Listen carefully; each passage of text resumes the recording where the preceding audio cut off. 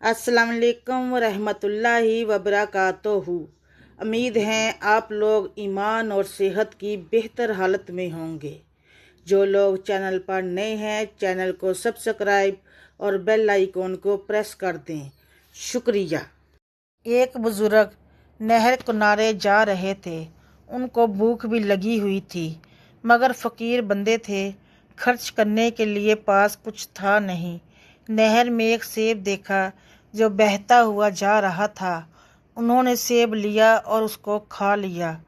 بھوکے بندے کی تو سمجھ بھی کام نہیں کرتی، پیٹ نہ پیا روٹیاں تو دیگ گنا کھوٹیاں۔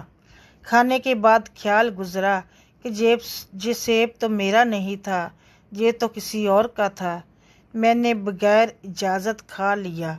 مجھے اس بندے سے جہاں تو معافی مانگنی ہے یا قیمت ادا کرنی ہے۔ چنانچہ جدھر سے پانی آ رہا تھا اس طرف جانے لگے۔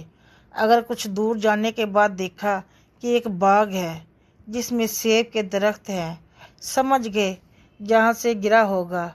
باغ کے مالک سے ملے اور کہا، میں نے آپ کے درخت کا سیب کھا لیا ہے، لہٰذا جہاں تو معاف کر دیں یا قیمت لے لیں۔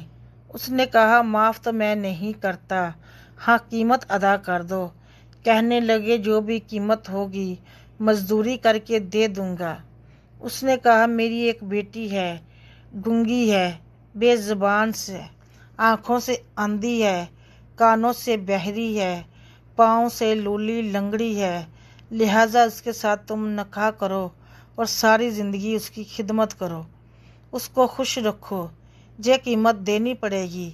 فکر میں پڑ گئے، مگر دل نے کہا کہ یہ دیکھو، یہ مجاہدہ برداشت کرنا آسان، قیامت کے دن اللہ رب العزت کے سامنے ملزم بن کر کھڑا ہونے سے مشکل کام۔ آخر تیار ہو گئے، نکاح ہو گیا۔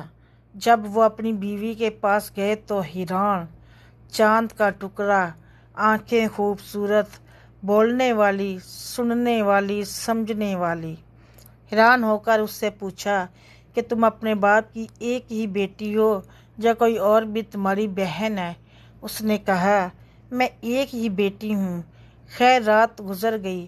اگلے دن سسر سے ملاقات ہوئی۔ سسر نے پوچھا کہ بتاؤ مہمان کو کیسا پایا؟ آپ نے تو فیجوکیشن کچھ اور ہی بتائی تھی، مگر وہ تو ایسی نہیں، وہ بہت دانا، بنا آپ کے بتائے ہوئے ہر عیب سے مبرا ہے۔ انہوں نے فرمایا، ہاں، یہ میری بیٹی ظاہر حسن جمال بھی رکھتی تھی اور باطنی اعتبار سے بھی، حدیث کی عالمہ قرآن کی حافظہ ہے۔ میں چاہتا تھا اس کے لیے کوئی ایسا خاوند ڈھونڈوں کہ جس کے دل میں اللہ کا خوف ہو، کیونکہ جس کے دل میں خوف خدا نہ ہو وہ بیوی کے حقوق صحیح ادا نہیں کر سکتا۔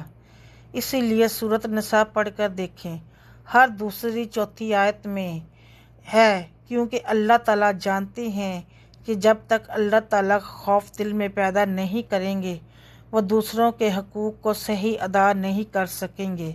تو میں چاہتا تھا کہ کوئی ایسا بندہ ملتا۔